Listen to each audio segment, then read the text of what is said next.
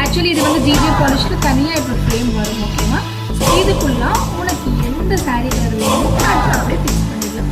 So இது பியூட்டினா கூட்டு colour நல்லா இருக்கும் பார்த்தீங்கன்னா எல்லோ மூடு கலர் இருக்கும். ஸோ ஒரு பாக்ஸில் வந்து 10 கலர்ஸ் ரெடி.